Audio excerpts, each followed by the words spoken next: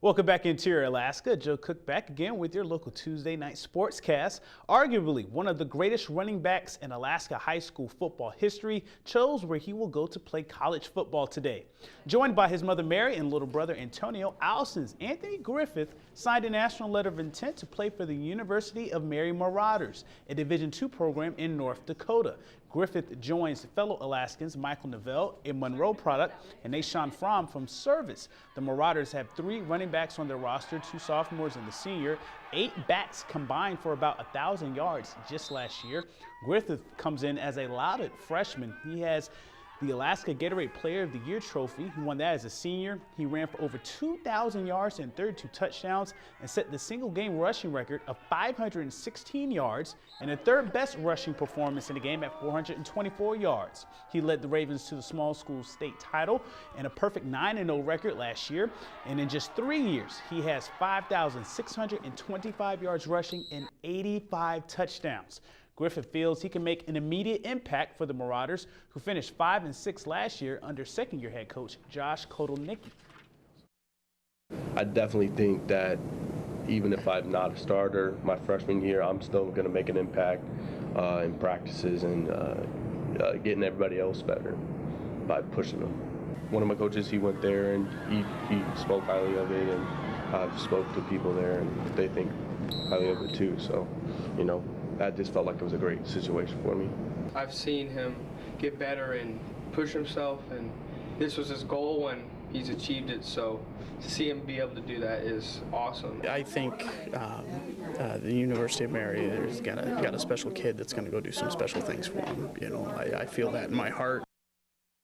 And staying with the theme of players moving up to college sports, a current Ice Dog recently committed to a Division I program. Ice Dog's alternate captain, Hans Borowski, committed to the University of Alabama Huntsville Chargers. He made the decision Thursday before the team's road series against Kenai. The Leno Lakes, Minnesota native decommitted from Lake State after a coaching change and went to the Chargers to join teammates Adam Wilcox and John Teets, who are also committed. They committed earlier this year. The University of Alabama Huntsville has improved each year. They made their first postseason this season after going 7-21 in conference play. They were swept by Michigan Tech, who will be in the NCAA tournament for the WCHA. The NAHL and the Ice Dogs are almost a farm system for the WCHA. Next year, there will be 15 Ice Dogs playing in the conference, and the Nannets could have 5 next year.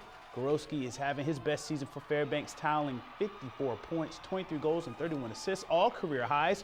He put up 32 points last year. His progression on the ice has helped him land at a rising program with the Chargers. I think my skating ability's gotten a little bit better. Just doing the little things right, that's what it comes down to. I mean, there's so many guys that could go and play Division I, but it's just the consistency and getting better at the little things. If you're not getting better, you're getting worse. That's what Stu always says. Got a couple teammates going there. They have an opportunity to go down and play as a freshman, and the weather's going to be nice down there. Even though no interior teams were able to bring back any state championships, someone had to win. There were a number of some nice title games. The 3A girls final here was between Valdez Buccaneers and the Sitka Wolves. Marion Walmsley, the UAF commit, she scored 12 points and grabbed 6 rebounds in her last game. Sitka was led by Jasha Krupa, who scored a game-high 21 points, while Sydney Riggs added 18 points and 6 boards and 4 steals. Valdez nailed a 3 with 16 seconds left to make it a 50-52 game, but Riggs was able to hit a critical free throw, and the Bucks' last shot was off. The Wolves win 53-50 for their very first state title. Now, the 4A boys game was nothing short of a classic as East and West Anchorage met for the title. East led by 17 points, hitting 10 threes, 10 of 25 from beyond the arc. But West, they would rally behind 4A Player of the Year, John Weiss, who dropped 30, including the layup of the year right there to force overtime. Marquise White went off for East, scoring 25 points, including 8 straight in one stretch in the 4th quarter. But West big man Brandon Huffman had a 20-20 game, and West would close out on the defensive end. They win 77-73 in overtime over East for their first title since 2010. Well, last year we went for the 3, we should have tied it, so I thought this year just go straight to the basket, I might get fouled. And when I did the reverse, I couldn't see it, but I heard the crowd, so I knew we went in. It's just the sweetest feeling, just knowing that all that hard work that I put in after crying so much last year after the injury, it's just the sweetest feeling in the world right now, because I had a big impact. We're still hungry. We have a lot of returners, and we should be ready to come back here next year. And that'll do it for sports tonight. Mike Schultz is next with your full weather forecast, and we'll catch you next time.